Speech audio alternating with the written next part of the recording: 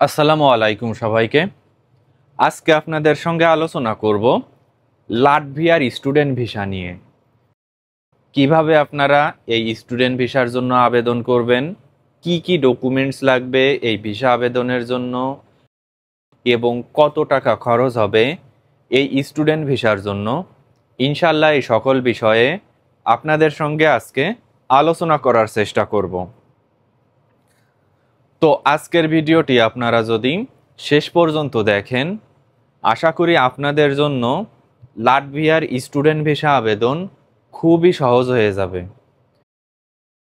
Latvia কিন্তু ইউরোপীয় সেনজেনভুক্ত একটি কান্ট্রি এবং আপনি যদি এই দেশের ভিসা পেয়ে থাকেন তাহলে সেনজেনভুক্ত সকল দেশে কিন্তু ভিসা ফ্রিভাবে আপনারা ঘোরাফেরা করতে পারবেন। তো মূল আলোচনা শুরু করি। মূল আলোচনার শুরুতেই আজকে কথা বলবো কিভাবে আপনারা এই স্টুডেন্ট ভিসার জন্য আবেদন করবেন এবং কি কি ডকুমেন্টস লাগবে এই স্টুডেন্ট ভিসার জন্য। ডকুমেন্টসের প্রথমেই আছে আপনার ভ্যালিড পাসপোর্ট।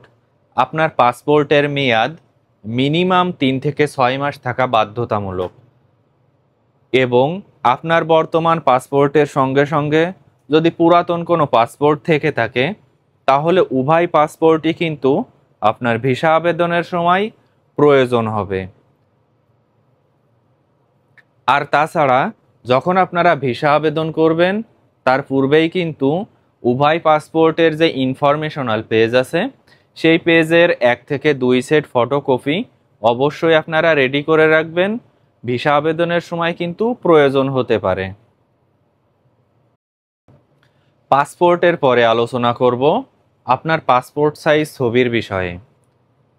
এই পাসপোর্ট সাইজ ছবি কিন্তু ভিসা আবেদনের জন্য খুবই গুরুত্বপূর্ণ। এই ছবির ব্যাকগ্রাউন্ড অবশ্যই সাদা থাকা লাগবে এবং এই ছবির সাইজ হতে হবে 35x45 মিলিমিটার। এখন যে ডকুমেন্টটি নিয়ে আপনাদের সঙ্গে আলোচনা করব, ভিসা আবেদনের জন্য আপনাদের এই ডকুমেন্টটি কিন্তু খুবই গুরুত্বপূর্ণ এবং এই ডকুমেন্টটিতে কোনো প্রকার কোনো ভুল ত্রুটি হলে আপনাদের ভিসা আবেদন বাতিল হয়ে যেতে পারে। সেই ডকুমেন্টটি হলো visa application form.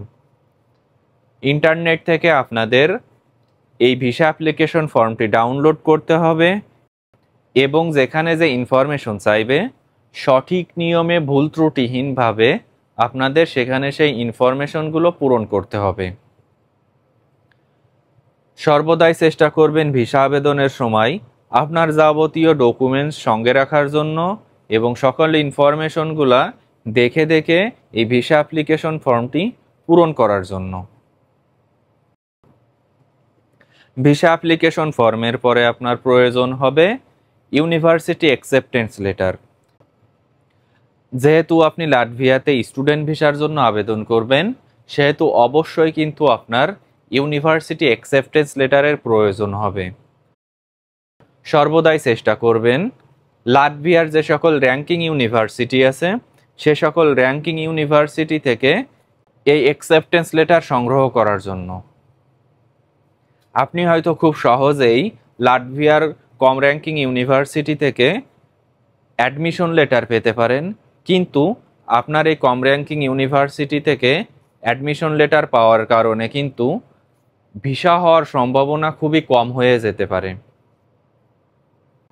University acceptance লেটারের সঙ্গে সঙ্গে আপনার প্রয়োজন হবে স্টাডি এগ্রিমেন্ট। যখন আপনারা লাটভিয়ার ইউনিভার্সিটি থেকে এই অ্যাকসেপ্টেন্স লেটার পাবেন তার সঙ্গে সঙ্গে কিন্তু একটি স্টাডি এগ্রিমেন্টও পাবেন, যেখানে যেখানে সিগনেচার চাইবে সকল শর্ত মেনে সেই সিগনেচার করে এই এগ্রিমেন্টটি ভিসা আবেদনের সময় জমা দিতে হবে। স্টাডি এগ্রিমেন্টের পরে আপনার প্রয়োজন হবে একাডেমিক ডকুমেন্টস। আপনি যদি লাটভিয়াতে ব্যাচেলার্স ডিগ্রির জন্য আবেদন করতে চান সেক্ষেত্রে কিন্তু আপনার এসএসসি প্লাস এইচএসসি সমমানের সকল ডকুমেন্টসই ভিসা আবেদনের সময় হার্ড কপির সঙ্গে সঙ্গে 1 থেকে 2 সেট ফটোকপিও জমা দিতে হতে পারে।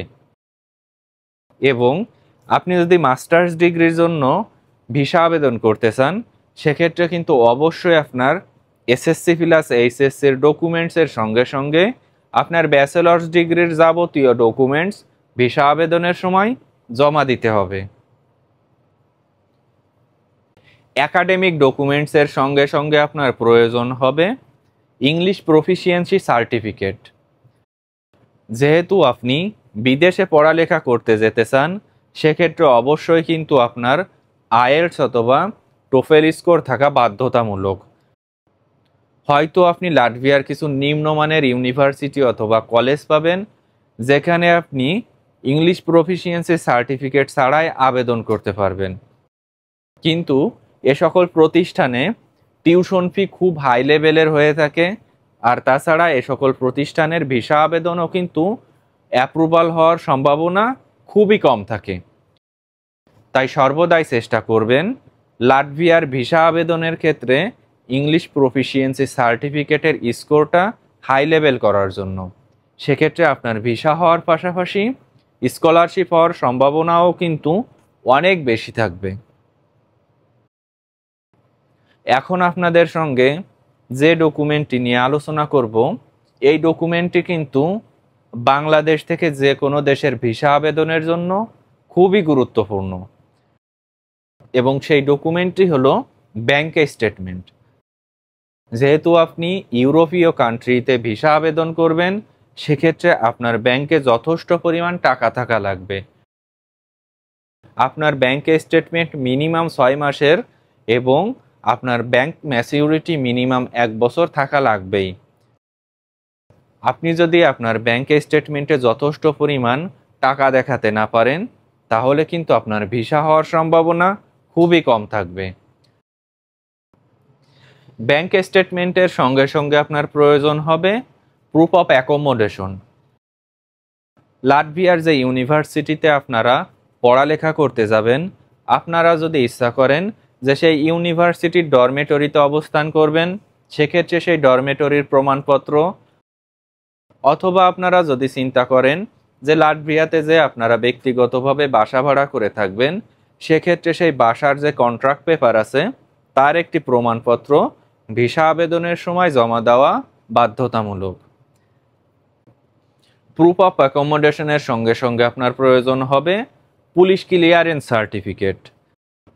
বাংলাদেশে আপনি কোনো প্রকার কোনো ক্রাইমের সঙ্গে জড়িত কিনা তার প্রমাণস্বরূপ পুলিশ ক্লিয়ারেন্স সার্টিফিকেট জমা দিতে হবে, এবং তার সঙ্গে সঙ্গে জমা দিতে হবে আপনার এনআইডি কার্ড অথবা আপনার বার্থ সার্টিফিকেটের একটি কপি। আপনার যদি এনআইডি কার্ড না থেকে থাকে, তাহলে বার্থ সার্টিফিকেটের হার্ড কপির সঙ্গে সঙ্গে 1 থেকে 2 সেট ফটোকপিও কিন্তু ভিসা আবেদনের সময় জমা দিতে হতে পারে। এবং সর্বশেষ যে 2টি ডকুমেন্ট নিয়ে আপনাদের সঙ্গে আলোচনা করব, তার প্রথমেই আছে কাভার লেটার। কাভার লেটার কিন্তু স্টুডেন্ট ভিসা আবেদনের জন্য খুবই গুরুত্বপূর্ণ। এই কাভার লেটারে অবশ্যই উল্লেখ করতে হবে যে আপনারা পৃথিবীর অন্যান্য সকল দেশ ব্যতীত কেন লাটভিয়া দেশটি পড়াশোনার জন্য বেছে নিলেন, এবং আপনার লেখাপড়া শেষে ফিউচার প্ল্যান কি। এই 2টি বিষয় খুব গুরুত্ব সহকারে কিন্তু কাভার লেটারে উল্লেখ করতে হবে। এবং সর্বশেষ যে ডকুমেন্টটি আছে সেইটি হলো ফ্লাইট রিজার্ভেশন টিকিট। বাংলাদেশ থেকে ভিসা অ্যাপ্রুভাল হওয়ার পরে কত তারিখে আপনারা লাটভিয়ার উদ্দেশ্যে রওনা দিবেন তার প্রমাণস্বরূপ একটি ফ্লাইট রিজার্ভেশন টিকিটের কপি ভিসা আবেদনের সময় জমা দিতে হবে। তো আশা করি আপনারা বুঝতে পারছেন লাটভিয়ার স্টুডেন্ট ভিসা আবেদনের জন্য কি কি ডকুমেন্ট লাগবে এবং সঠিক নিয়মে কিভাবে আপনারা এই ডকুমেন্টগুলো রেডি করবেন। তো আজকের ভিডিওটি এ পর্যন্তই শেষ করছি। আজকের ভিডিওটি যদি আপনাদের ভালো লেগে থাকে, তাহলে পরবর্তী ভিডিওর জন্য আমার চ্যানেলটি আপনারা সাবস্ক্রাইব করে রাখতে পারেন। ধন্যবাদ সবাইকে।